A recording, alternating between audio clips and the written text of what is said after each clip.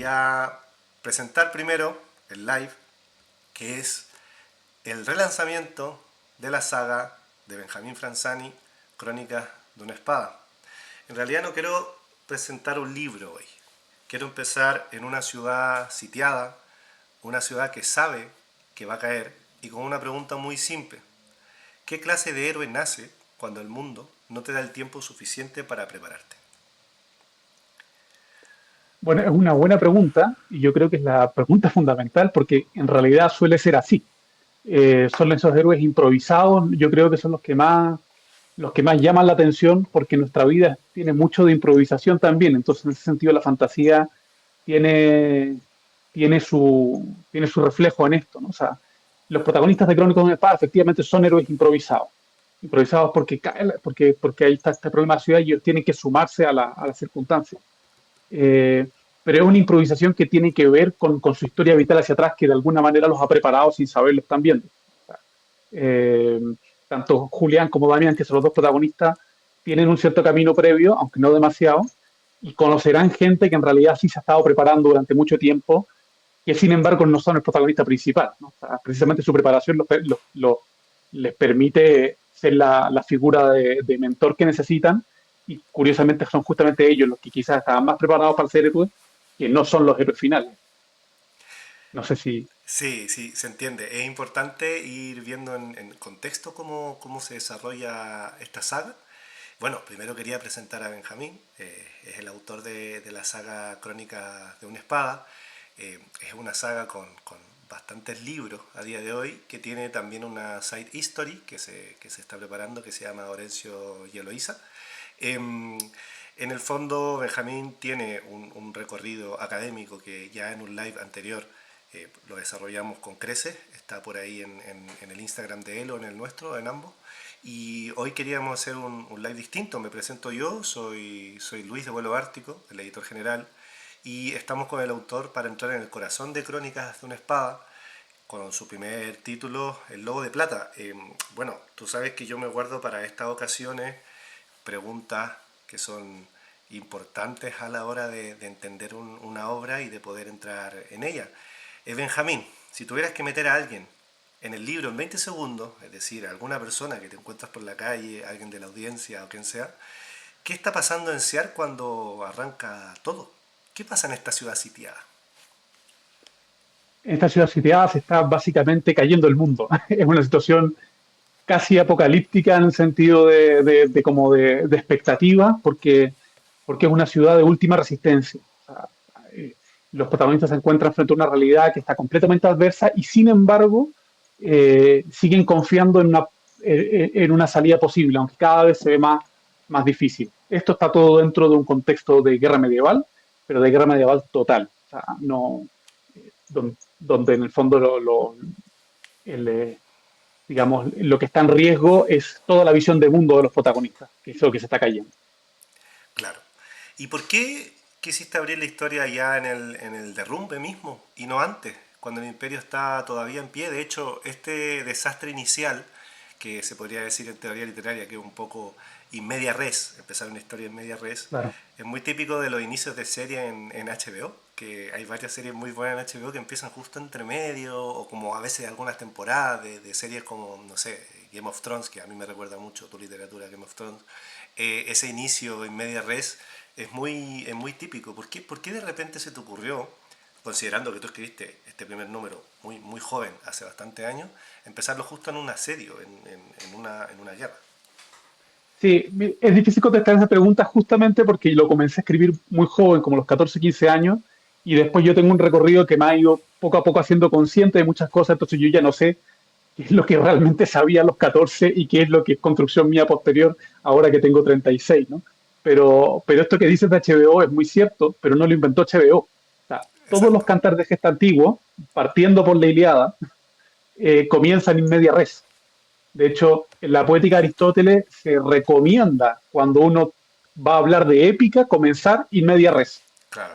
Eh, entonces, esa es como la estructura teórica. Yo no sé si lo sabía a los 14, 15 años, no estoy seguro, pero sí lo que puedo decir es que en el fondo hay algo así como muy intuitivo, digamos, ¿no? Porque una historia que es épica, eh, comienzan un conflicto. O sea, en el fondo, el tema de la épica es la resolución de conflicto. Entonces, lo que hacen en inicio en medio de res es comenzar inmediatamente con esta dramatización total, ¿no? O sea, y uno tiene que ir en el camino, ir aprendiendo qué es lo que está pasando, digamos, por qué llegamos aquí. Eso te permite hacer llamadas a la tradición que son importantes para dar contexto y contenido. Pero claro, si uno partiera 5 años antes, cuando comenzó la guerra, tampoco tendrías todo el contexto necesario como para entender qué es lo que está pasando. Quizás lo mejor es justamente entrar ya en la situación desesperada que le da al lector inmediatamente el problema vital, o sea, qué es lo que está en riesgo. Claro. Y eso, Bueno, está pensado, y yo siempre digo que generalmente en la escritura está algo puede expresarse sin que uno lo haya pensado de forma metódica o teóricamente, simplemente es lo que llaman inspiración, la musa griega, por ejemplo, y tú eras muy joven y en el fondo partiste una historia en media red sin, supongo, haber leído la poética de Aristóteles. Y claro, eso es lo efectivamente. interesante de todo esto. Después todo lo que estudiamos tú y yo en la universidad de teoría literaria, etcétera, porque nosotros tenemos carreras también muy similares respecto a la malla curricular y todo eso, al final te das cuenta que puede darse de forma espontánea. La esperanza cae en manos de quienes no parecen hechos para cargar esa esperanza en los hombros. Tenemos varios ejemplos en la cultura pop, yo quería comentártela hoy como sorpresa. No sé si es que alguna vez leíste La guía del autoestopista intergaláctico, una obra de ciencia ficción muy graciosa, británica, que su protagonista Arthur Dent representa un poco la fragilidad de ese desconcierto. El héroe, si uno lo busca en internet, de hecho sus primeras imágenes aparecen en una bata de baño y no tiene un plan, solo quiere una taza de té y sobrevive al cosmos por puro azar. Eh, Tenemos a Frodo, por supuesto, que a todos Por nos suena, supuesto. que representa la fragilidad del trauma mismo. A diferencia de las épicas tradicionales, Frodo no regresa triunfante, sino que regresa de cierta forma roto. Está también Rick Descartes de Blade Runner, con esa fragilidad existencial típica de la ciencia ficción de Philip K. Dick, o el mismo Peter Parker, para hablar de algo aún más pop, esa fragilidad Claro. cotidiana de no llegar al trabajo, llegar tarde, sufre por sus relaciones personales, etcétera. Cuando leía tu novela por primera vez, también hace varios años, eh, intentaba un poco salir del aspecto académico de tu formación, también en los siguientes números, y cuando juntamos la saga en un solo tomo grande, en el fondo conectaba con todos estos héroes que son de cierta forma frágiles, como dice ese verso épico que está dentro del libro. Por eso Sí, yo tengo el interés de salir un poco de lo académico y como si nos estuviéramos tomando esa cerveza o ese café que nos venimos prometiendo hace un rato es cierto. y hacer esto un poco más cotidiano fuera de nuestras formaciones. Antes de hacerte las próximas preguntas, quería confirmar si se ve bien, si se escucha bien, si tú me escuchas bien, ¿no? Quiero saber si es que lo que nos están viendo nos escuchan bien y todo, ¿sabes? Dame un momento. Sí, yo te escucho bien. Perfecto. Quiero confirmarlo. Vale.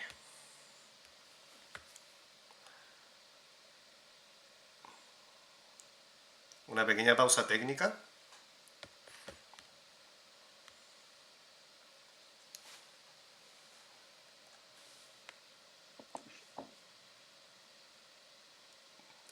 Vale.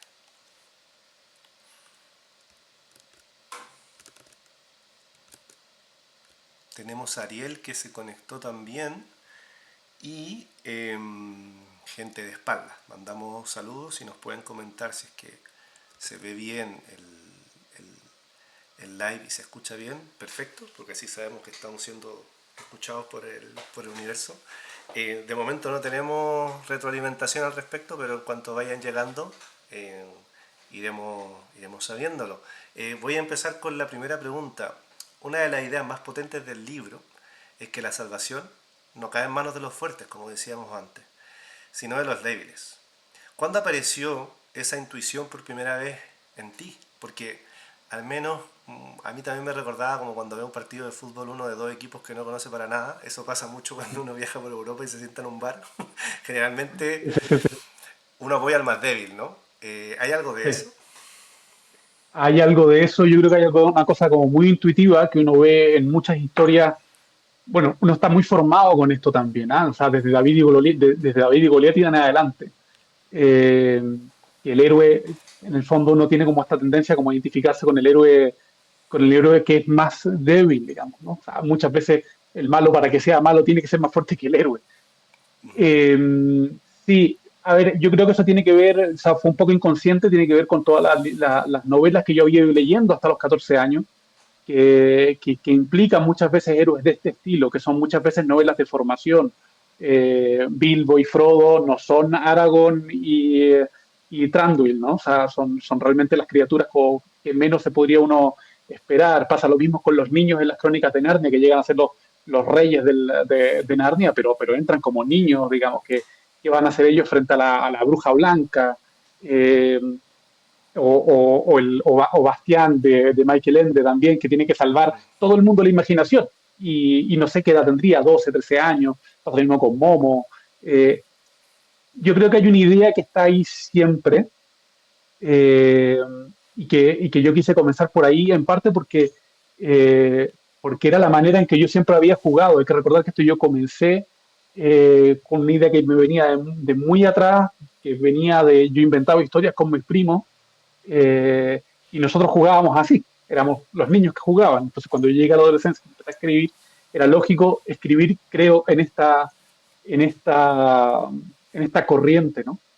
Ahora, yo sinceramente creo que eso tiene mucho que ver con el trasfondo judeocristiano de nuestra cultura, ¿ya? Porque en el fondo es por aquí que se empezó hace ya varios siglos a insistir en la importancia de lo pequeño frente a lo grande, porque si uno se va a las épicas más clásicas, al Gilgamesh o quizás los héroes griegos, ahí en general uno tiene príncipes y gente poderosa y es precisamente por eso, porque pueden doblegar la voluntad de los demás, ¿no? Pero no es esa exactamente, aunque uno tiene mucho de eso, no es esa la corriente principal en la que uno suele escribirse hoy.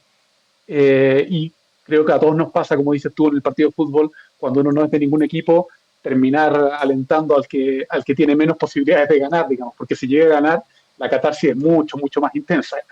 Claro, Yo claro. creo que va por ahí. Es verdad que todas las un poco series que veíamos desde niños de nuestra generación, que nosotros somos básicamente la misma generación, siempre había un débil que tenía que ganar a los demás equipos, en este Claro. caso como en Supercampeones. No sé si te acuerdas de eso, que Sí. el equipo del protagonista, claro, buscaba ganar a los mejores y subir en la liga, etcétera, y finalmente eso tiene siempre un fundamento, un poco un Sí. leitmotiv. También te quería preguntar qué te interesaba más, si contar una guerra o contar qué le pasa por dentro a alguien que no estaba listo para sostener nada. Ah, eso es una buena pregunta. Yo la verdad es que, muy sinceramente, desde el principio estaba más interesado en contar la situación interior de los personajes que las evoluciones políticas y los movimientos de ejércitos que los hay. Y tengo papeles desparramados mostrando los movimientos de tropa y siempre me gustó la estrategia y, y eso está también en el libro. Pero si tú miras los primeros apuntes de qué es lo que yo estaba tratando de hacer, lo primero a desarrollar fue el problema moral de los personajes. O sea, y eso desde muy al principio. O sea, porque es eso al final, o sea, nosotros no estamos peleando una guerra medieval, pero sí todos estamos peleando nuestras guerras propias, digamos, contra nuestros propios fantasmas, contra nuestros propios problemas. Y es ahí donde donde la literatura puede ayudarnos a pensar y a entender el mundo también. Entonces, Claro, no, desde el principio fue muy centrado en la situación de Damián y en cómo Damián pues, tiene que llegar a ser esa persona que no es todavía, digamos, pero que está en potencia. claro, Eh, claro. Sí, sí, es verdad lo que dice, lo de estar en potencia, bueno, es súper interesante cuando se escribe la trama o el argumento de un libro. Quería hacer una pausa ahora porque, primero, preguntar si es que nos escuchan, si es que, por ejemplo, Verónica, que está ahí, que me parece que estuvo en el último live, si nos escucha Rodrigo que se unió, si nos escucha Martina, Benjalcade, queremos saber si es que se escucha bien, porque estamos haciendo, bueno, una aventura técnica y saliendo un poco de las pantallas de los móviles como para transmitir directamente desde el ordenador. No sabíamos que podía ser tan complicado y que significaba manejar canales distintos de audio, video, etcétera, pero bueno, ya sabe un poco la gente que los escritores tienen que aprender de todo, ¿no? Y en eso estábamos. Si se escucha bien, perfecto. Rodrigo nos confirma que se escucha súper bien. Gracias, Rodrigo. Vamos a seguir entonces y precisamente Verónica tiene dos preguntas. Se escucha perfecto, dice Verónica también, así que Perfecto, gracias. perfecto. Estamos ya completamente al aire con todas las de la ley. Llevamos algunos minutos. Para los que se están uniendo recién, estamos haciendo la presentación de la saga del libro, de la saga Crónicas de una Espada, del autor Benjamín Franzani, un autor chileno que vivió los últimos años en Europa y que ahora volvió a la tierra de Sudamérica querida. Entonces, en el fondo, quería primero hacer una pregunta de los que nos están escuchando, específicamente de Verónica. Pregunta si la obra está adaptada para los niños. Un poco off topic, pero lo contestaremos ahora como para ir acumulando un poquito la interacción y luego seguiremos con el corazón de la novela. No está adaptada, contestaré como editor, de momento no está adaptada, pero no sería mala idea, ¿no? Ahora que lo dice Verónica, ¿qué te parece a ti, Benjamín? Eh, yo no sabría bien cómo se adapta una obra para niños. O sea, no sé qué es lo que. Supongo que hay que pensar mucho en las edades. A mí me parece que esta obra puede ser leída no por un niño pequeño, 8 años no, pero por un adolescente, 13, 14 años, ya podría perfectamente. Claro, hay muchas cosas que quizás no va a terminar de entender, algunas claves de lectura, pero la historia, digamos, de base, la historia que entretiene, esa pasa bien y no me parece que haya elementos que sean como demasiado violentos o gore, así como para no recomendarla. Lo que sí es que, como pasa con algunos libros, si uno la lee más grande, se da cuenta de cosas distintas a las que se da cuenta cuando es más chico. Claro. Eh, Ahora, una posible adaptación de esta obra a niños más pequeños, la verdad es que yo paso el testigo, no sabría cómo hacerlo. Porque efectivamente habría que simplificar el lenguaje, pero ¿sabes qué? Yo prefiero que el lenguaje no sea demasiado simplificado porque uno aprende leyendo.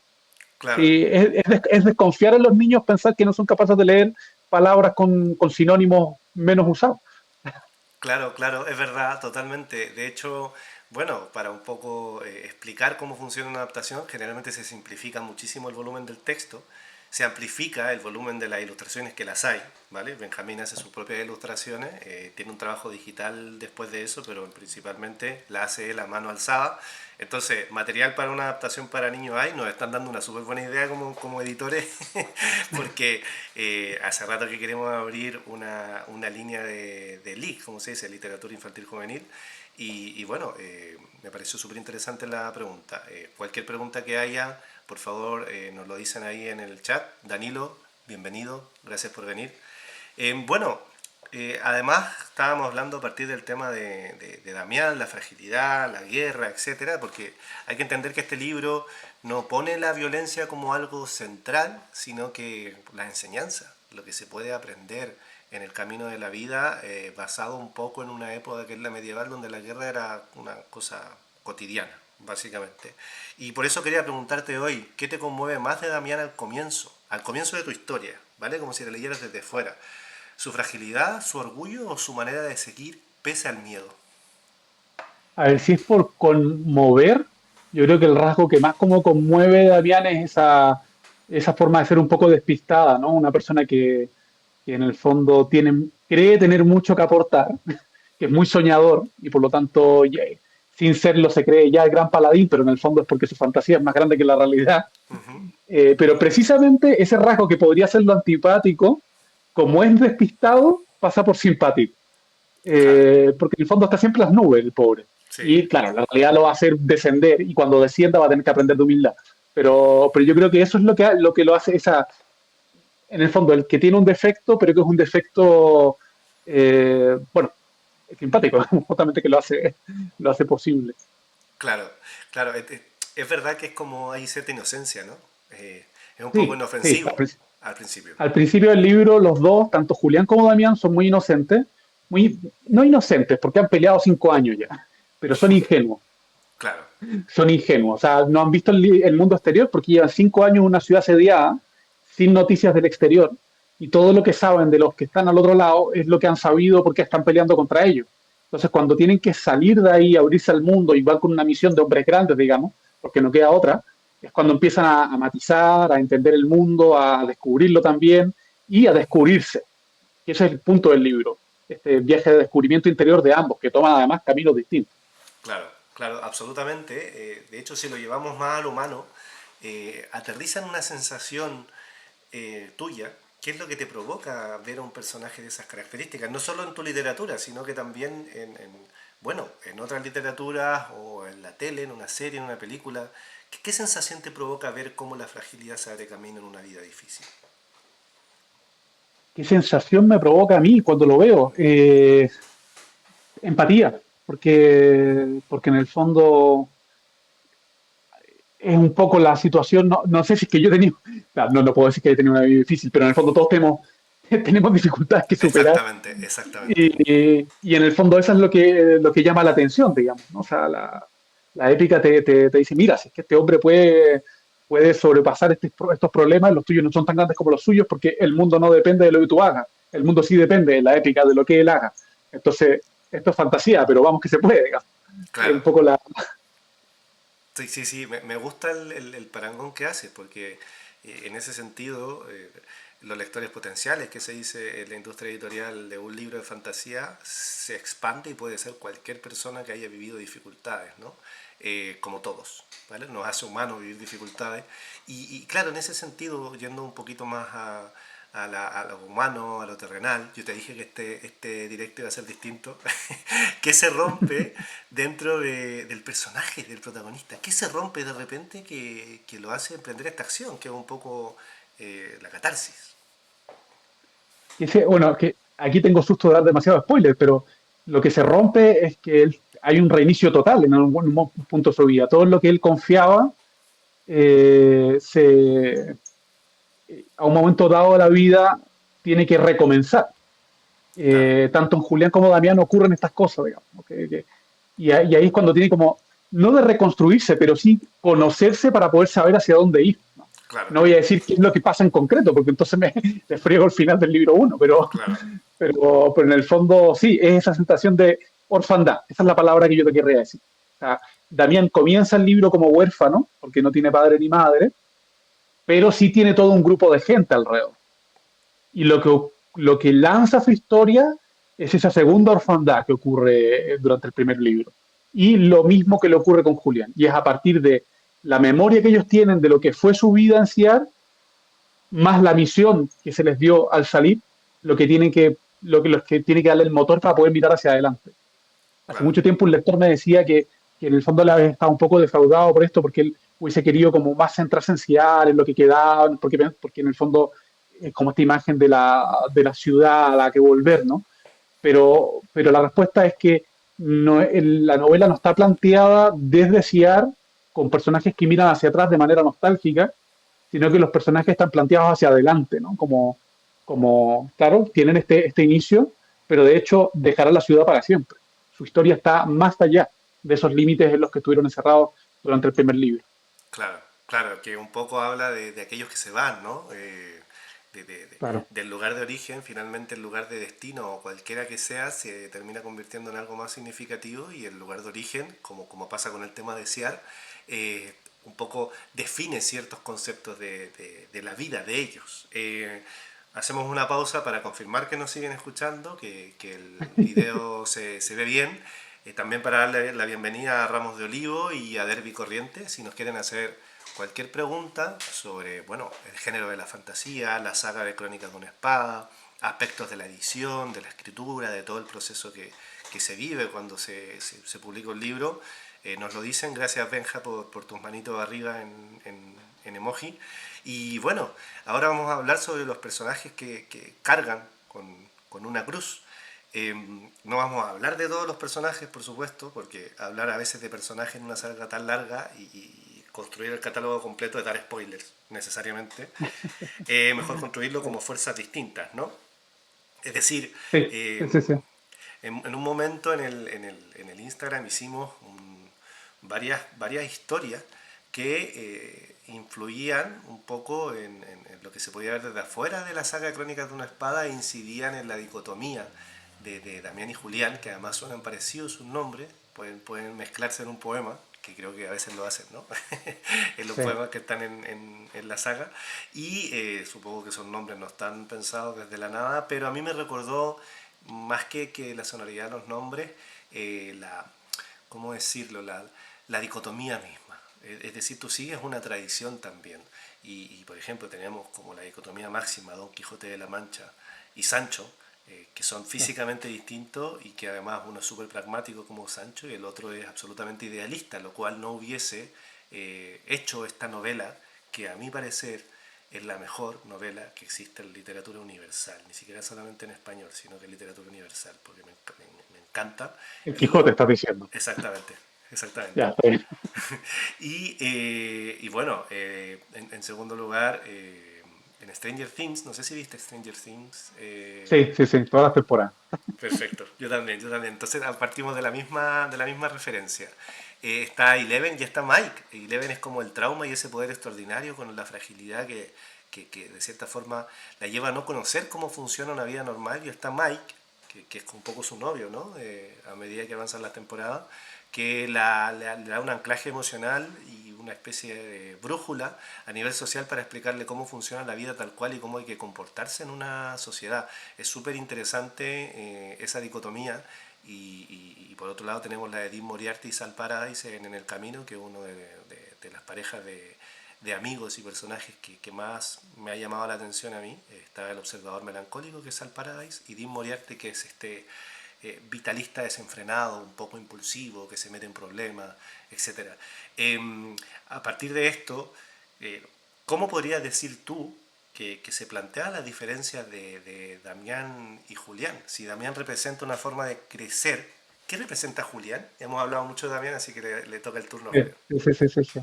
Mira, la verdad es que qué bueno que partiste en el Quijote porque la idea inicial viene de ahí. ¿Ya? El Quijote me lo había leído antes de comenzar a leer hacer este libro. Y un diálogo del Quijote que a mí me golpeó mucho en su momento es un monólogo que ahora no recuerdo quién lo dice, puede ser el mismo Quijote, el mismo Alonso Quijano, que hace un enorme diálogo sobre el camino de las armas y el camino de las letras, como las dos grandes vías por las que el hombre tiene que transitar, etcétera, ¿no? Que allí, camino a las armas, obviamente el del caballero andante para el Quijote, ¿no? El guerrero justiciero, y el de las letras, el de la erudición, el del sabio que tiene que apoyar, etcétera. O sea, que tiene como otra misión, que también es una especie de caballería, pero la caballería de las letras. Eh, Eso me dejó a mí muy como pensativo en su momento, en parte porque mi papá es militar, o sea, fue una especie de caballero andante, digamos, ¿no? Y yo me dedicaba a las letras, o sea, entonces hay un algo ahí. Entonces cuando yo comencé a escribir esta historia, quería que tuviese estos dos protagonistas, Damián y Julián, y por eso los nombres se compaginan, digamos, ¿no? Porque en el fondo son como si fueran dos aspectos de una misma persona, ¿no? O sea, la acción y la contemplación, si quieres, ¿no? O la acción y la erudición. Entonces, así como Damián tiene que descubrir el camino del caballero y saber por quién combate y para qué se combate, Julián tiene que descubrir, bueno, primero tiene que renunciar a la espada, que es lo que ha estado haciendo el último tiempo, y descubrir un camino distinto que lo lleva a aportar de una manera que es menos evidente, porque uno dice estamos en guerra, lo lógico sería que tomes la espada. Pero Julián es ese que logra ver el mundo más allá de la guerra. O sea, Claro, aquí se necesita conocer también, la guerra va a terminar y se va a seguir apoyando, y la espada, si alguien no le dice cómo usarla, es decir, para qué la tiene, no es nada más que tiranía, ¿no? Entonces, se necesita esa figura teniendo la misma edad, por las vocaciones que tienen, para hablarlo así tal cual, eh, Julián está como llamado a ser el apoyo que Damián también necesita para que Damián no se pierda en la violencia. Eh, y entonces Julián tiene su propio camino que tiene que ver con lo más intangible claro, que es parte del mundo también claro, y claro. parte importante. Es verdad que, claro, finalmente reproducen un poco el leitmotiv muy típico también de la literatura en español, específicamente. Y también, de cierta forma, me interesa mucho que aquí no todo pasa por la espada, hay también, además, un camino espiritual, más de visión. ¿Cuándo supiste que necesitabas dividir esos dos recorridos? Porque podrían estar ambas cosas en un solo personaje, pero sería demasiado perfecto o demasiado imperfecto ¿vale? Sí, sí, sí, sí. ¿Cuándo lo supiste? ¿Cuándo Eh, estaba escribiendo? Fue paulatino, porque Damián y Julián están desde el principio como referencia. Te voy a decir una cosa que nunca ha salido en ningún Instagram ni en ningún... Cuando comencé esta historia, al principio tenía en mi cabeza una saga de 3 libros. ¿Ya? El primer libro terminó siendo 5, las otras 2 historias nunca las escribí. Y lo que unía a estas historias era la vida de un personaje, de una persona que vivía en Chile entre los años, no me acuerdo, era entre los años 30 a 60, 70, un joven que vivía en el campo, que se llamaba Andrés, ¿no? Ujú. Que entraba en la cueva de un ermitaño que se lo encontraba, y ese ermitaño le comenzaba a contar esta historia, ¿no? Porque yo vivía afuera, entonces ya.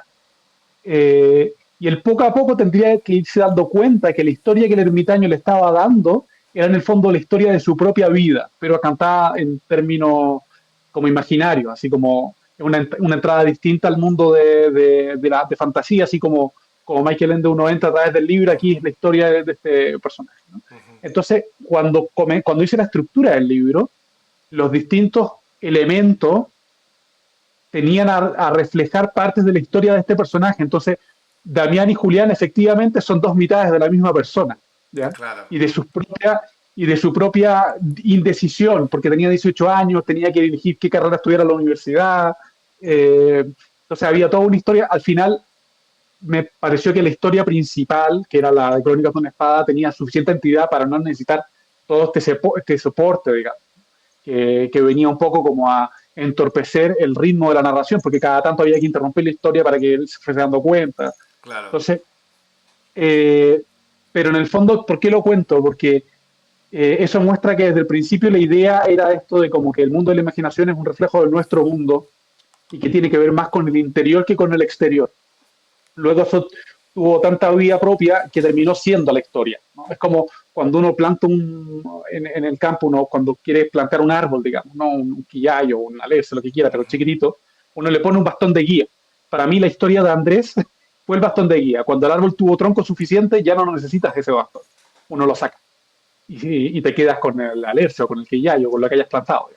Claro. Entonces sí, Damián y Julián desde el principio son 2 caras de un mismo medallón y uno podría decir hasta de una misma persona, digamos, ¿no? Pero que terminan siendo 2 distintos y por eso el nombre rima.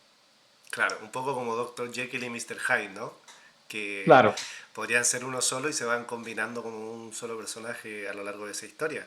Em, justamente. También a mí me llamó la atención Elena en su momento, que Mm, no está ahí por nada. Es uno de los grandes personajes femeninos de esta saga. sí. Empuja varias decisiones. ¿Qué te daba ella? Que a mí me encanta como personaje porque tiene una intuición de hierro. Que no te daban los dos protagonistas masculinos. Porque Elena está ahí un poco en el sitial, en el catálogo de los protagonistas de esta novela. ¿Qué te Sí. podía dar ella a ti como creador? Bueno, varias cosas. Ahora, esto también es una reflexión ex post, porque Elena también apareció de manera bastante orgánica y intuitiva, digamos, ¿no? O sea, porque el caballero tiene que tener su dama también, bueno.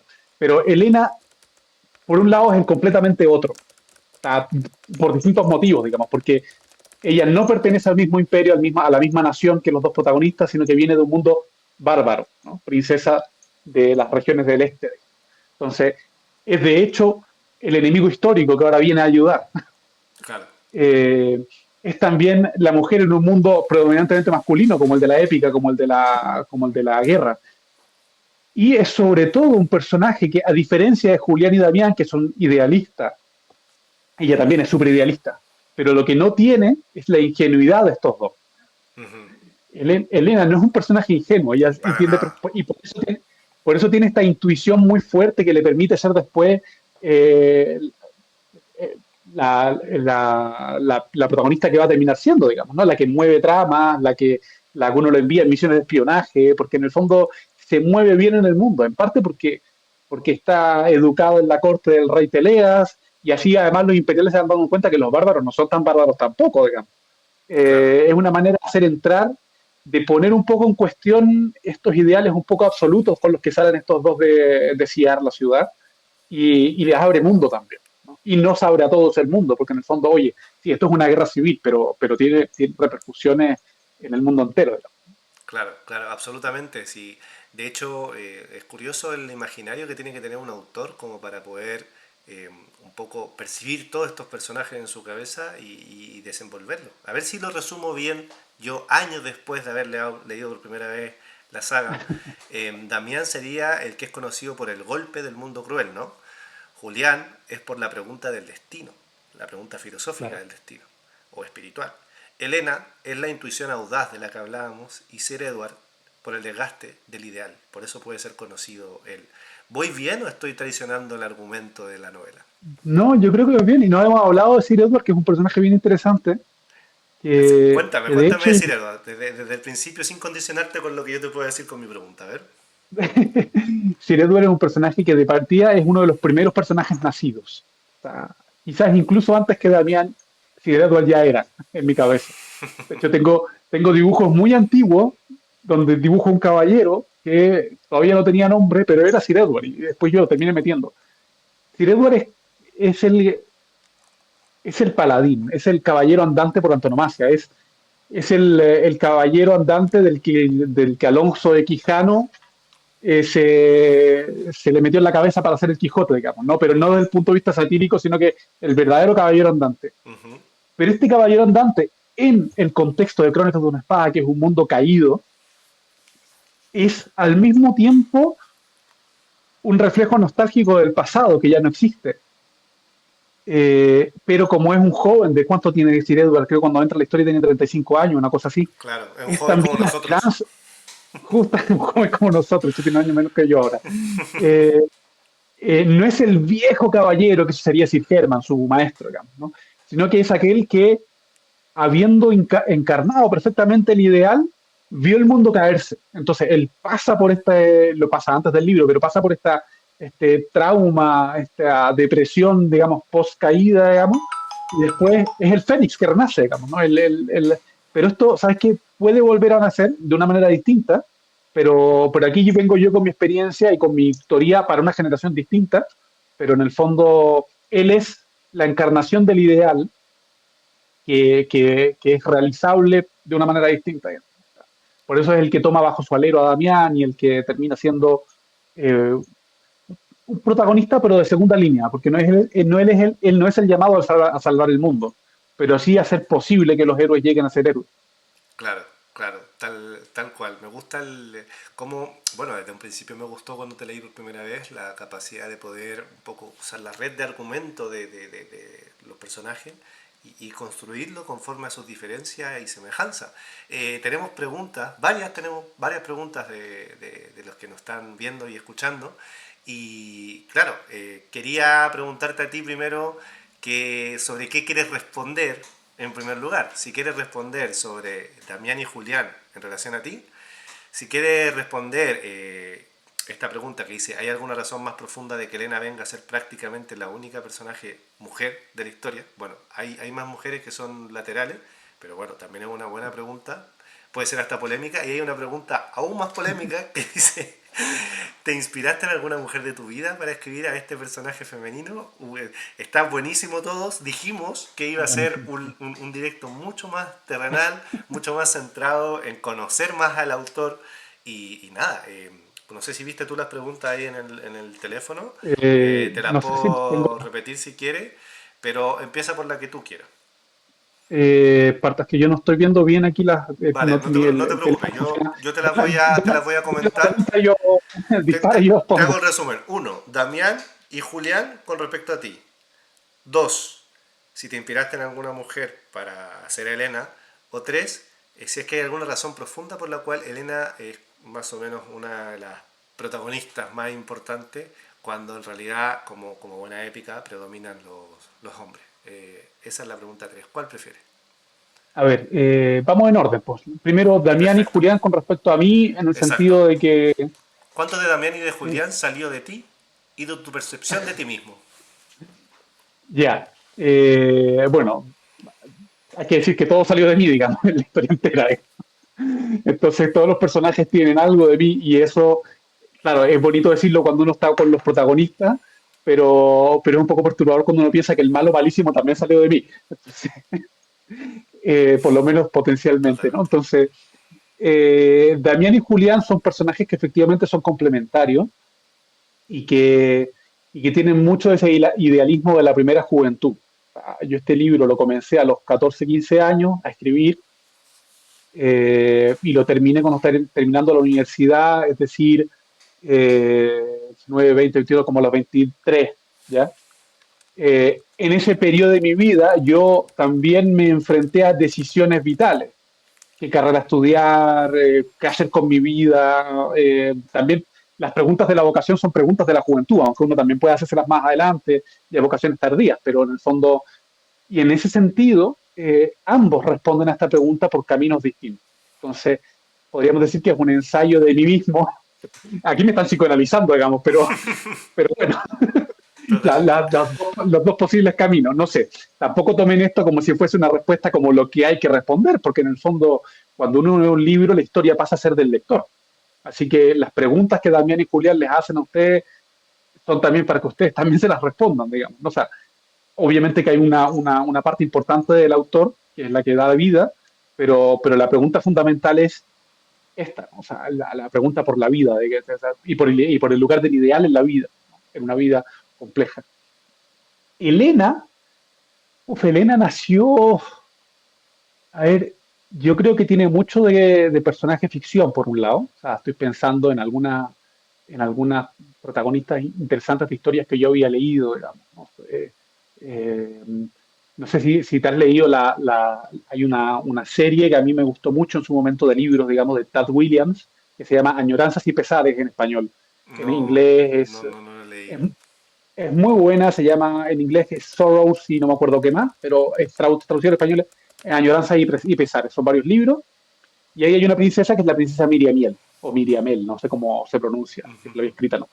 Esa influyó. Luego, estoy diciendo las cosas que tengo consciente, estoy pensando, hay una Elena en la versión española, porque después supe que en la versión real es como Edwig o algo así, o Elwick, en una película de Disney muy poco conocida, pero que yo encuentro que es una obra maestra, que es El Caldero Negro.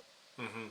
No la he Y visto. ahí también hay es buenísima, Disney la tiene medio sepultada, no es parte de las princesas Disney, porque es un periodo en el que Disney hizo esta película y es mucho más oscura.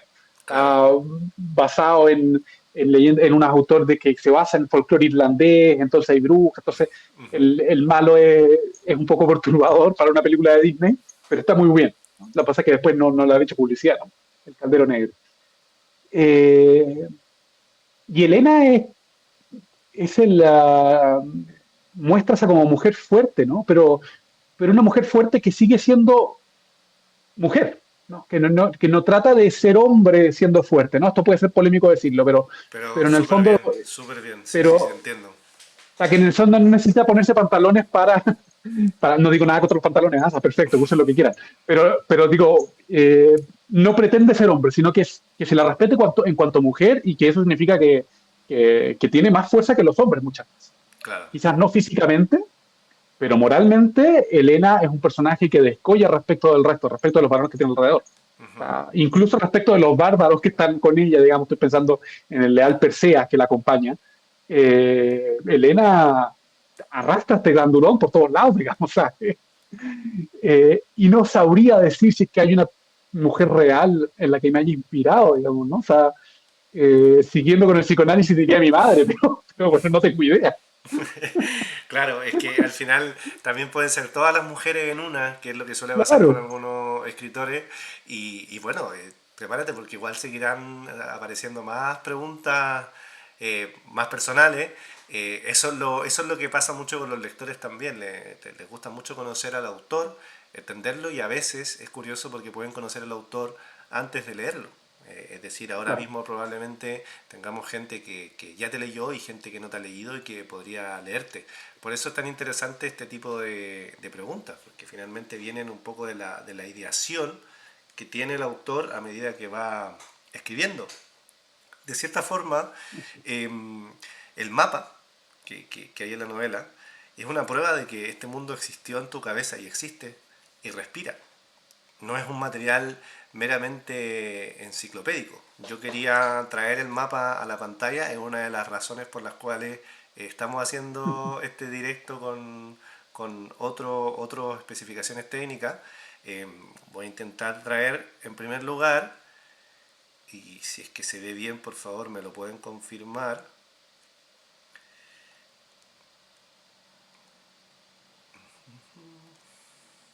Vale, no sé si es que lo están viendo quienes están conectados, pero en todo caso voy a poner el mapa acá sobre nuestras caras. Este es el mapa hecho a mano alzada por Benjamín. Eh, este mapa, bueno, tiene muchos detalles y explica un poco cómo se fue dando desde un principio esta historia en la cabeza. O sea, Benjamín es un eh, escritor bastante íntegro que nos puede mostrar de su propia mano cómo es su mundo cuando se lo ilustra, ¿vale? Por eso las ilustraciones también. Voy a intentar ajustarlo un poquito más en la pantalla, porque es un mapa bastante grande y bueno, sabemos que las pantallas modernas son verticales y nos limitan. Ahí estoy haciendo un poquito de zoom. Este es el mapa, perdón, a mano alzada de Benjamín. Y después del trabajo digital que hizo él y también parte del equipo de diseño en su momento, tenemos el mapa que está en la novela misma. Perdona, o sea, Benjamín, perdona si es que finalmente es una versión, no la definitiva, sino la definitiva, que Ya, suele perfecto. pasar, pero bueno, en esto se Escritura final, ya. convirtió y se ve en la pantalla según tengo entendido. Si alguien lo estuviese viendo me avisa, lo voy a agrandar para que se vea con mejor zoom, ahí lo estoy moviendo. Eh, bueno, este es el mapa de la obra de Benjamín, que a mí me parece maravilloso, porque además te hace pensar cómo un escritor de fantasía puede mostrarse frente a sus lectores también en otra faceta. Estoy viéndolo en la prueba misma del directo que tengo acá en el teléfono y me encanta porque se ve con muy buena calidad. Se está logrando lo que pretendíamos hacer durante estos días, Benjamín, que es mostrar en vivo tu obra. Sigo moviéndolo un poco para quien quiera mirarlo. Nos dicen que está bien el mapa. Uy, tenemos un montón de preguntas buenísimas también. ¿Es posible que el live dure más de lo que pensábamos, Benjamín? No sé si tú tienes algún problema de agenda, pero por mi parte, ninguno. Por mi parte tampoco, hasta las 6:30 de la tarde de aquí, que tengo el acto académico de inicio de año de la universidad, pero queda Perfecto, todavía, son las 3 de la tarde. perfecto, perfecto. Entonces, saco el mapa. Por ahora, volvemos a la imagen de Benjamín. Y nada, también un poco me estoy regodeando con tener un autor que también es ilustrador, quiero que el mundo lo sepa. Eh, y de cierta forma vamos a leer ahora mismo algunas preguntas y algunos comentarios. Benja Alcalde dice idéntico al definitivo. También entró Gabriela al directo. Bienvenido, Gabriel. Eh, Entró Diana también. Y nos dicen desde gente de espaldas que se ve muy bien el mapa, así que perfecto, porque nosotros nos vemos un poquito con delay en la pantalla del teléfono, un poco raro, difícil, pero Así es. parece que no lo complica demasiado. Y te quiero leer un par de preguntas importantes, que te voy a leer la de Carmen, primero, posiblemente te suene su apellido. ¿Qué relación tiene Elena con Inés de Suárez? ¿Hay alguna relación? Digamos que es una A ver, lectora empedernida, por lo visto. sí, a ver, para responder así como históricamente, no mucha porque yo no estaba demasiado, o sea, conocía a Inés de Suárez cuando escribí esta obra, pero no era un referente que tuviese en la cabeza. Ahora la conozco más que entonces, pero en el fondo es difícil que haya tenido influencia directa eh, por esto mismo. Luego, aquí puede ser que me caiga, digamos, pero Inés de Suárez, como mujer que acompaña a don Pedro de Valdivia, el conquistador del Reino de Chile, en su época, en el siglo XVI, era la mujer que acompañaba al conquistador, ¿no? bueno, ya hace muchas más cosas, no es solo una acompañante, digamos, pero Exactamente, sí. por eso es una mujer importante. O sea, relación con Elena en el sentido de mujer fuerte, sí, pero la circunstancia es completamente otra, porque aquí no estamos hablando de una conquista, eh, sino que la situación es la contraria, digamos, un imperio que está siendo conquistado. Entonces es una historia de resistencia frente no solamente un invasor, sino que un verdadero como da vuelta completa de la tortilla, digamos, ¿no? Y Helena no es parte del imperio que está en problemas, sino que es una extranjera que tiene, que en el fondo que alcanza a darse cuenta que la amenaza que está engullendo al imperio vecino no va a parar ahí, que o la detienen ahora con la ayuda del imperio, que era objetivamente más poderoso que sus países órbitas, digamos, o eso va a englutir el mundo entero. Entonces eso es lo que hace que Helena entre en conflicto con su padre el rey, que no quiere ayudar al imperio porque son enemigos históricos. Aquí la diferencia es bárbaro y romano, si quieren, con una referencia histórica real, digamos. Y entonces esta princesa de los bárbaros decide de alguna manera dejar su tierra para venir a ayudar a la facción que a ella le parece que es la que garantiza la estabilidad futura. En cambio, eh, entonces, claro, no es la misma situación de Inés, que viene de un imperio que está conquistando un continente, digamos, ¿no?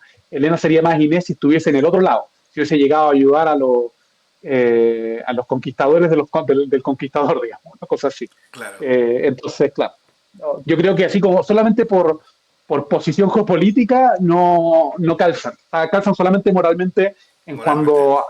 en cuanto a figura femenina capaz de hacer que las cosas pasen, digamos. O sea, Claro, claro, que en el fondo pero sí, se dice pronto, o sea, no es poco. Eh, claro. finalmente, para alguien que finalmente digo respecto a esta sección, porque nos faltan un par de secciones, se está volviendo muy interesante el directo, para alguien que nunca ha leído el libro, porque ten en cuenta que hay personas que quizás te están viendo por primera vez y que no conocen tu saga, ¿qué necesita entender del mundo que hay en tu libro para entrar sin perderse, para entrar y saber a lo que van? Sé que es Ya. una pregunta difícil, me parece que no estaba en la pauta inicial que te mandé a ti, la pauta del autor, pero también es la idea. ¿Qué necesita entender? Mira, yo creo que eso, o sea, entender que es una historia de fantasía épica y que va a estar en un mundo medieval, y yo creo que el libro ya de a poco va explicándose qué es lo que ocurre, ¿no? O sea, entonces en el fondo los mismos personajes se encargan de ir diciéndote porque la ingenuidad inicial de Damián y de Julián les permite hacer las preguntas que el lector necesita, porque no conocen el mundo fuera. Ahora, si es que en verdad quieren un marco como de referencia, yo diría, habría que situarse en la situación político y espiritual, si quieres, de la caída del Imperio Romano, ¿ya? Pero si esa caída del Imperio Romano se dado en el siglo XVI, y no por invasiones bárbaras, sino que digamos, por el contexto de las guerras de religión, digamos, o sea, por fragmentación interna, digamos, de las fuerzas espirituales del mismo imperio. Entonces, en el fondo, es estar en el siglo XII, es decir, el siglo de las cruzadas, materialmente hablando, digamos, cotas de malla, espada larga, armaduras que todavía no son la armadura completa del siglo XIV. Estoy dando datos para los freaks de la historia, digamos, ¿ya? Eh, pero en la circunstancia mental medieval de un imperio que se está fragmentando. Yo esto lo expliqué un tiempo así, que era el aparato mental que yo tenía cuando estaba escribiendo, desde un punto de vista muy occidental.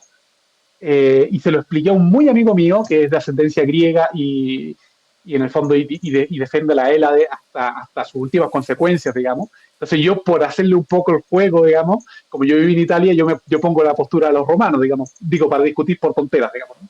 Siempre es bueno discutir con los amigos. Yo una vez le expliqué esto en el libro y me dijo, estás escribiendo Bizancio.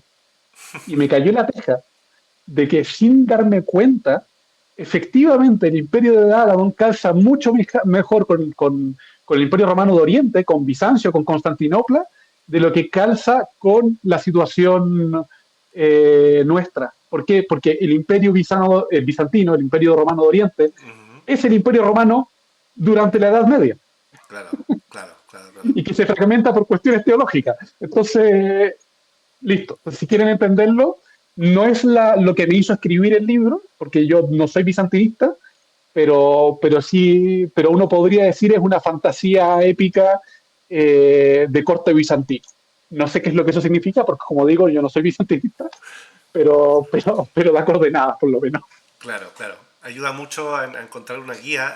Bueno, tenemos que decir que Benjamín maneja mucho la historia medieval particularmente. Estuvo haciendo un doctorado, ¿verdad? Aquí en Europa, en Francia y en Suiza. Y Así es. tiene un poco fondo, como lo pueden notar, para hablar de estas cosas y teorizarlas y literalizarlas y volverlas tramas. En este sentido, es importante también qué podría sentir un lector nuevo tuyo. En una sola palabra, una sensación. Respecto del libro, chuta, ¿qué podría sentir? Es que como yo nunca he sido mi propio lector, porque el problema del autor es que él conoce la historia de principio a fin antes de ponerla por escrito. Entonces uno no tiene la sorpresa Claro, que tiene el lector. Entonces es claro. difícil saber qué es lo que la gente siente. Claro, imagínate un Eh, lector que está entrando te ayudo un poquito en esta parte, está entrando un poquito en una novela donde se está destruyendo Ciar y está pasando lo que está pasando. Hay como un final que en el fondo es un inicio. ¿Qué sensación podría ir unida a eso que hablábamos al principio? a mí me gustaría, mira, me voy a poner poético, pero me gustaría que se transmitiera la sensación que uno tiene cuando comienza a amanecer después de una noche en que ha tenido pesadillas. Muy bien, Porque en el fondo es la luz del amanecer, una luz muy tenue, eh, pero que sin embargo rompe las tinieblas y trae como ese alivio, ¿no? Después de una noche como pesada, ya es de día al fin, ¿no? O sea, y no necesitas que sea el sol de mediodía, el sol no comienza así, es simplemente la aurora de un mundo nuevo, claro, ¿no? el alba, Después ¿no? de un momento, el alba. Sí. Sí, sí. No sé cuál es el sentimiento asociado con el alba, pero Me encanta tu respuesta. O es un poco sea, eso. que sea poético me parece perfecto, porque además, claro, también maneja la poesía Benjamín en esta saga y hay varias partes que son versos típicos de la épica. Al final muchas épicas fueron escritas en versos Un en un verso. principio. Las adaptaciones que tenemos nosotros ahora están en prosa de estos versos, pero la misma Iliada estaba escrita en verso, que es dificilísimo leerla así, Mm. pero bueno,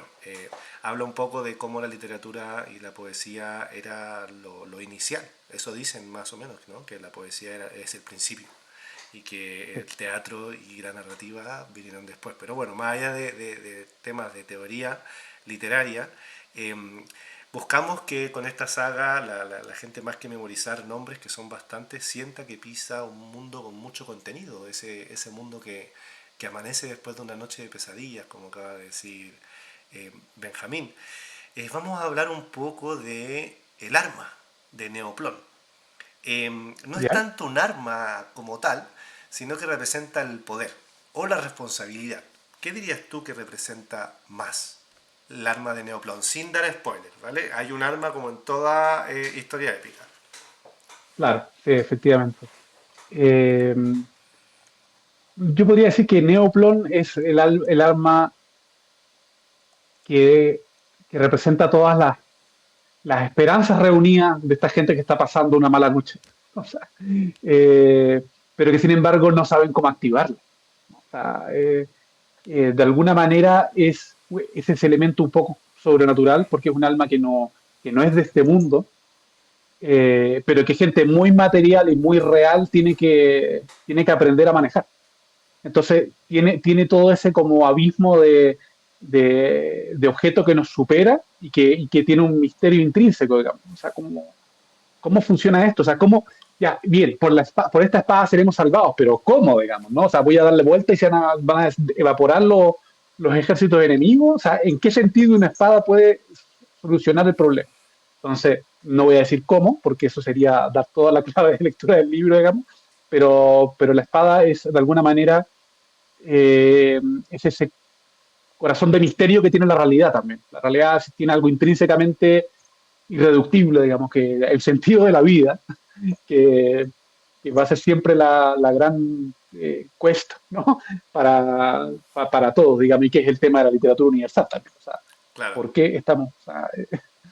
porque Entonces, tenemos de alguna hambre. manera, claro, Neoplon encarna esto, ¿no? Esta respuesta que viene de más allá, pero que al mismo tiempo está cifrada. Claro, Entonces, tal cual, tal cual. Y de hecho, acá te tengo otra pregunta. ¿Qué te gusta de poner algo tan decisivo en manos de alguien que todavía no sabe sostenerlo bien? Porque Damián no sabe muy bien lo que tiene que hacer con esto. Me recuerda la historia de Harry Potter con ese poder inconmensurable que tiene él, que es mucho más fuerte a medida que uno va avanzando de lo que uno cree, de lo que el lector cree, de lo que él cree y de lo que su entorno cree. O el mismo Jon claro, Snow, que es un bastardo al principio. Bueno, siempre es un bastardo, pero se convierte en algo más que un bastardo y muchísimo más importante. O el mismo Anakin Skywalker, que de cierta forma también tiene una fuerza que ya sabemos en qué se convierte. No decimos a nadie un spoiler si decimos que finalmente el villano. Pero, eh, ¿qué te gustó en esto de darle un poder tan grande a una persona que cualquiera podría decir que es insignificante en una historia que finalmente es el gran protagonista? sí. Eh, mm, Esto va a sonar raro, pero aquí yo lo que busqué es un profundo realismo, de hecho, porque en el fondo eso es lo que nos ocurre. O sea, cada quien es protagonista de su vida y uno tiene una responsabilidad grande porque es la única persona que va a poder vivir su vida y no va a volver a ocurrir. Es la única oportunidad en la historia de que este, de que esta precisa persona, digamos, dé su aporte a la historia de la humanidad o no. ¿Ya? Entonces, todos tenemos un poder que nos depasa, nos depasa, perdón, se me metió el francés, nos No depasa, sobrepasa. que nos sobrepasa. De paz, ¿no? Eh, claro, que nos sobrepasa y del que tenemos que ser responsables. Eh, pero lo que yo quise sí que hacer, porque hay un problema con las historias de elegido. O sea, hablaste de Anakin, en Harry Potter está un poco atenuada porque él es uno de dos posibles. Claro, claro, claro. Eh, pero hay un problema con las historias de elegidos que es pensar que el síndrome del elegido, que es pensar que todo el mundo gira en torno a ti. Ujú. Lo cual es solo parcialmente verdad, porque en el fondo solamente tú puedes hacer tu aporte al mundo, pero también el mundo va a seguir girando. Entonces, yo lo que quise explicar eso en el sentido de que sí, la espada ha elegido a Damián, pero un par de veces se le recuerda a Damián que si él no es fiel, si él no logra conseguir su objetivo, es un desastre, porque efectivamente el enemigo probablemente va a ganar esta guerra, probablemente eso va a implicar un periodo de oscuridad muy, muy largo, que el sol no se va a levantar, pero nada impide que en un futuro que no sabemos si es la próxima semana, eh, ¿cómo se llama? El arma vuelva a manifestarse y elegir a otra persona, ¿no? O sea, en el fondo como para bajarle un poco los humos, ¿no? O sea, eh, sí, también es el único que puede llevar a cabo esta misión, eh, pero la providencia también tiene otros caminos en caso de fallo, uno podría decir, ¿no? Claro. Lo cual no es determinismo, porque en el fondo la decisión tiene consecuencias reales, eh, pero sí también al mismo tiempo, o sea, es difícil, pero trata de conjugar al mismo tiempo la idea del elegido con la idea también de la contingencia de toda la gente, digamos. O sea, Claro, claro, claro. va por ahí. No sé si Une me explico une bien o ambas no. cosas. Sí, sí, sí, se entiende perfecto. De hecho, está muy bien verlo desde el punto de vista de alguien que lo leyó. Seguramente se ve de una forma distinta de alguien que lo va a leer y que nuestra intención es que lo lea, claro. Vamos a ir cerrando poco a poco el live y vamos a hablar de este giro que renueva la saga. Hasta ahora hemos hablado de los que parten, pero hay algo muy potente en este universo, que lo hemos ido conversando este último tiempo tú y yo, que también existe la historia de los que se quedan dentro de Ciar Mm. cuando todo se viene abajo, como en típicos regímenes históricos donde eso sucede. Hay gente que se queda, hay gente que se va y las historias son distintas, las vidas son distintas. Ha pasado en varios países, sigue pasando al día de hoy, o sea, te digo que ha pasado en varios países en el siglo XX, pero sigue pasando al día de hoy, que en este caso, por lo visto, una pareja de enamorados quienes se quedan en Ciar, ¿no? Y acá hay una Mm. historia lateral. ¿En qué momento sentiste que la caída de Ciar nos agotaba en estos héroes principales de los que llevamos hablando todo el directo? Eso es interesante porque todo lo que hemos hablado, un poco teorizado y también los estudios que he hecho, todo eso es posterior a la novela. O sea, Claro. cuando yo escribí la novela era completamente amateur y no tenía ningún estudio formal en medievística. En cambio, esta otra historia de la que estás hablando, que se llama Horencio y Eloísa, que en el fondo sigue los mismos eventos de CIAR, pero desde esta otra vista, es una novela escrita ahora, cuando fue hace 4 años, justo antes de partir a hacer el doctorado, con un poco más de conocimiento y más madurez, y también vuelta a revisar hace poco.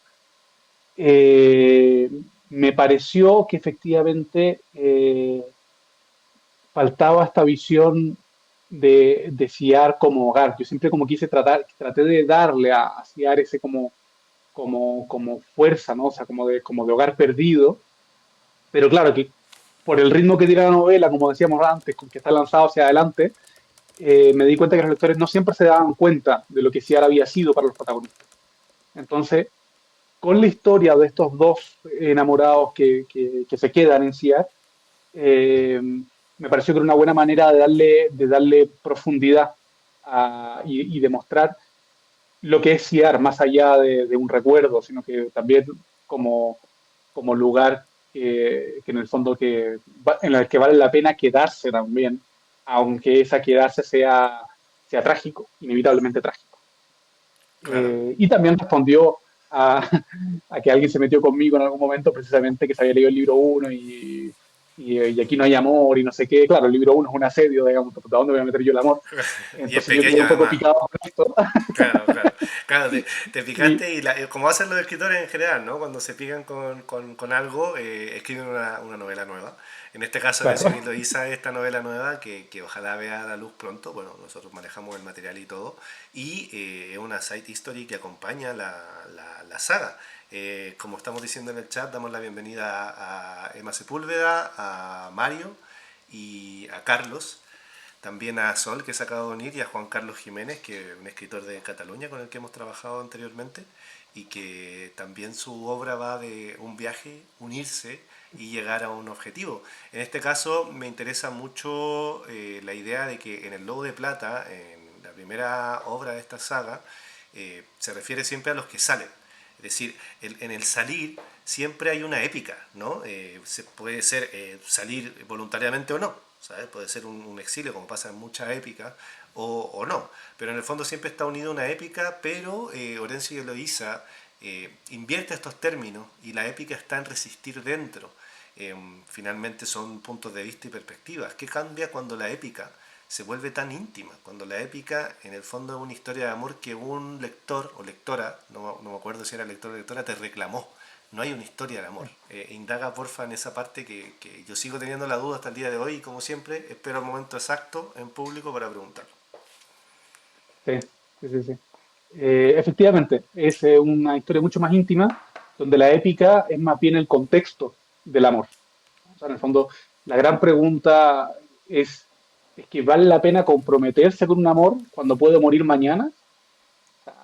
eh, ¿Qué sentido tiene entregarse completamente a una mujer o que una mujer se entregue completamente a un hombre cuando la vida es precaria y yo no puedo, desde el punto de vista del hombre, como desde de sociedad más tradicional, darle la protección que me gustaría darle y ella no sabe si él va a volver de las almenas en el siguiente ataque?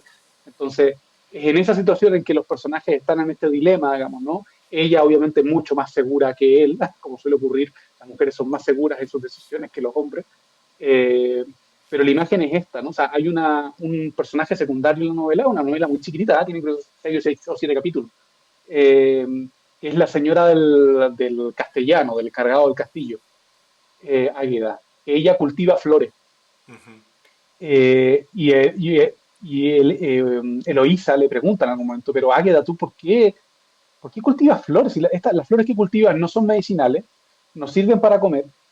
¿De qué sirve que te dediques al jardín cuando estamos en medio de una guerra total, digamos? El enemigo está fuera de las murallas y nos estamos racionando la comida, digamos. Y Águeda responde una cosa así como, eh, precisamente porque estamos en guerra, es que las flores son más necesarias que nunca. O sea, como esa belleza innecesaria, pero que en el fondo es la razón por la que estamos peleando todavía. Que es un poco la misma respuesta que les dio C.S. Lewis, si es que no me equivoco, a un grupo de estudiantes de filología, de literatura en Oxford durante la Guerra Mundial. Ujú. Eh, ¿Qué hacemos nosotros aquí estudiando los clásicos cuando nuestros compatriotas están peleando en el frente? Claro, Y Luis respondió una cosa así, mira, esta guerra va a terminar y cuando esos compatriotas vuelvan van a necesitar de las historias para reconstruir. El mundo se reconstruye en el fondo con las flores, uno podría decir. claro, Entonces, claro, entonces, de la misma manera, el amor de Horacio y Eloísa era necesario dentro de dentro de la ciudad sitiada, porque ese amor representa la ciudad entera, que no quiere morir. claro, claro. Hay muchas historias de parejas que se casan antes de saber que su ciudad va a ser asediada, destruida, etcétera, tanto en la historia, digo historia con mayúscula, y en las ficciones. ¿Por qué te importaba tanto mostrar que incluso cuando todo parece perdido, vale la pena resistir? Eh, Aunque se sepa que va a morir, que van a morir, bueno, en un asedio como ese, tan brutal, ¿qué crees tú que lleva al humano a resistir? El humano resiste porque tiene razones para hacerlo, porque tiene algún ideal, porque tiene algún amor. No voy a hablar de ideales, porque tiene algún amor, alguna razón profunda que lo lleva a trascender, a pensar de que su vida es más grande que la frontera mortal que tiene establecida, ¿no? En ese sentido, el amor de Lorenzo y Eloísa es la rebelión frente a la violencia de la guerra también, ¿no? O sea, que es aniquiladora. Nosotros apostamos por lo eterno y por eso la gente se casa, como dices tú, antes de momentos difíciles también, digamos. O sea, es como ese como...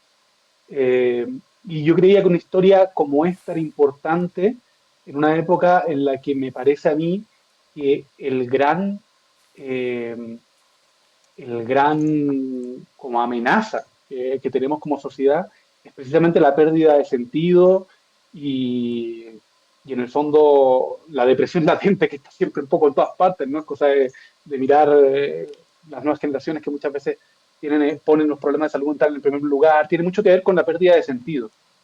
Entonces, esa pérdida de sentido es porque uno termina rindiéndose a, a las circunstancias que nos sobrepasan por todos lados, como parece ser que es una época que se está terminando, que hay crisis por todos lados. Yo no voy a ponerme a enumerar aquí, pero cualquiera que ahora Instagram y busque lo que ha pasado en los últimos 2 años, digamos, va a ser una lista de 2 planas, digamos, ¿no?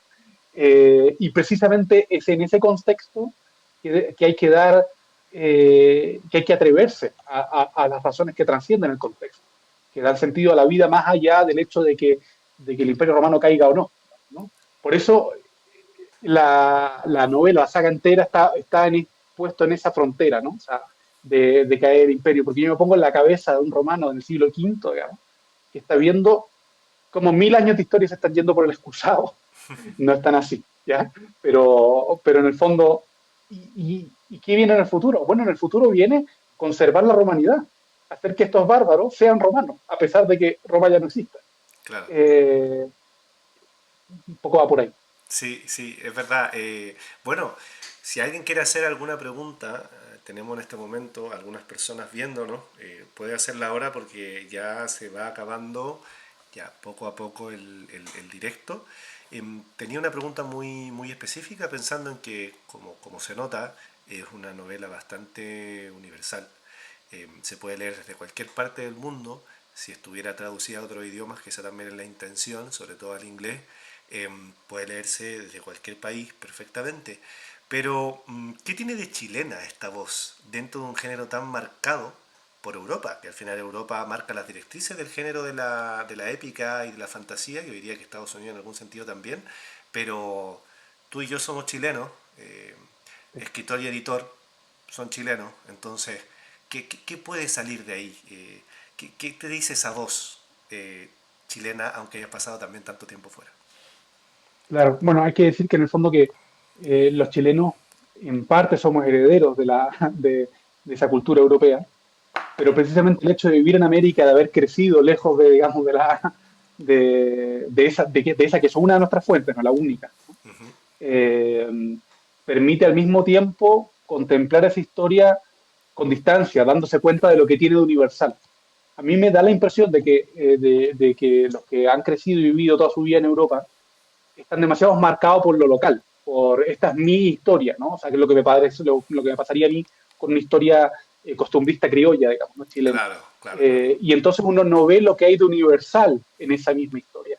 Pero para uno que ha recibido las historias de caballeros andantes, que ha escuchado hablar del rey Arturo y sus caballeros, de Carlomagno y sus paladines, del Cid y sus gentes, digamos, eh, si uno se emociona es porque uno se da cuenta no de lo que hay de español en eso, o de francés, o de italiano, ¿no? Sino precisamente en lo que hay de humano en esas luchas.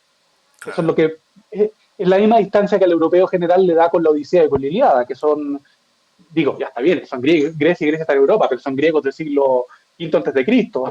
Claro. No es la misma cultura, a pesar de que uno se empeña en decir que nuestra cultura es clásica. Bueno, sí, pero han pasado 1500 años y no porque sí, digamos, o 2500. Claro. Entonces, esa distancia es la que permite eh, captar lo universal, y con eso universal, bueno, darle los moldes de nuestra manera de ser. Pero claro, eso no es una cosa pensada, eso se da naturalmente, porque uno nació, tiene sus raíces, digamos, tiene sus parámetros, sus maneras de pensar, Claro. que las han dado. En el sentido, cuando me puse a escribir tampoco había tanta teoría en mi cabeza, digamos. Eh, Fue saliendo la teoría a medida que, claro, ah, iba interactuando con los lectores y también leyendo tu propia obra.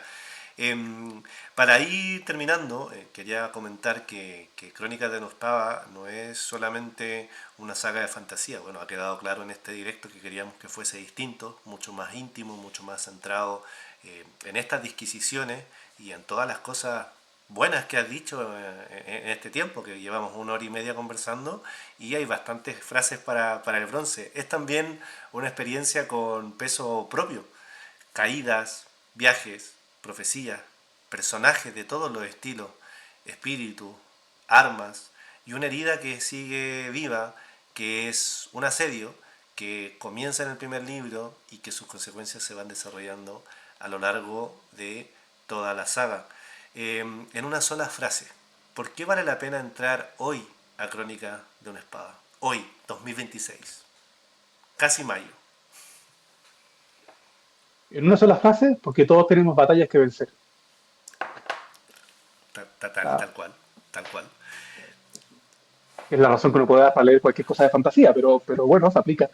Exacto. Como no queremos dejar ninguna de las preguntas del público sin leer, bueno, aprovechamos de agradecer por estar aquí, por escuchar esta conversación, por acompañarnos y por el apoyo y respondemos a esta última.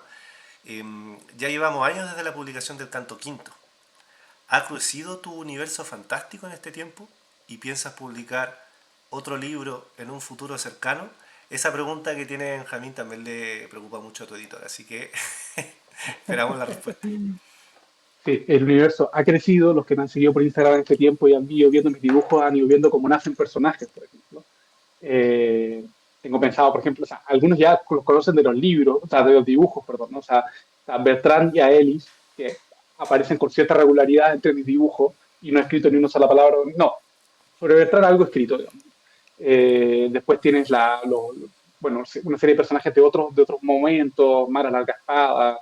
eh, Sí, historias hay dando vuelta. En concreto, bueno, está la historia de Horacio y Eloísa, que me gustaría afinar un poco el final, que me parece a mí que se precipita un poco en los últimos capítulos, pero ya se puede ir dando más. Y lo que sí comencé justo antes de irme al doctorado, es decir, hace 4 años, y lo paré, lo dejé en stand-by hasta que volviera, entonces ahora debiese retomarlo, es una historia sobre la juventud de Sir Edward, que se llama El Caballero Verde, Edward o El Caballero Verde. De Edward el Caballero Verde ya escribí el primer libro, tengo proyectado una trilogía. Y el primer libro se llama El Escudo del Bosque. Este está terminado.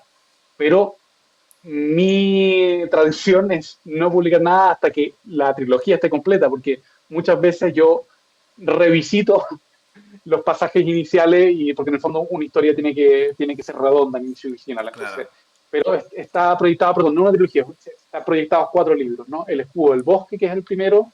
El segundo es La Guerra a la Frontera, que los que hayan leído el segundo y el tercer libro de Crónicas de una Espada saben de qué hablo. Ujú. El tercero es En la Corte de Daladon, y el quinto es La Caída del Imperio. En el fondo son los años previos a la saga, siguiendo a Sir Edward desde su juventud, desde los 14, 15 años, y que en el fondo va a graficar ese arco narrativo que se da antes de la saga, o sea, la crisis de Sir Edward, cuando todo cae. Claro. Eso me tiene muy entusiasmado, tengo ganas de volverme a de poner a escribir. La verdad es que los últimos 2 meses he estado más dedicado a preparar mis cursos ahora que volví, pero ya quiero poner las manos en la masa a Sir Edward. Y después habrá otros, porque en la medida que yo escribiendo Sir Edward van saliendo otras posibilidades. Hay una, ¿cómo se llama? Una protagonista secundaria del primer libro que sale del libro en algún momento y me encantaría seguir su historia que se va hacia el oeste. Tengo, obviamente, pensados, proyectados en algún momento, algún día escribir la historia de las otras dos espadas, porque quien haya leído Las Crónicas de una Espada sabe que Neoplane es una de tres. Claro. Entonces, ¿qué pasa con las otras dos? Pueden quedar abiertas en el misterio, sí, pero si me da la vida para escribir alguna de sus historias, algo hay. Así que yo creo que hay universo para rato en la medida en que logre sentarme a escribir, digamos. Muy Si no bien. me canso antes, pero, Claro. pero sí. Bueno, como pueden ver, Benjamín es un autor bastante prolífico.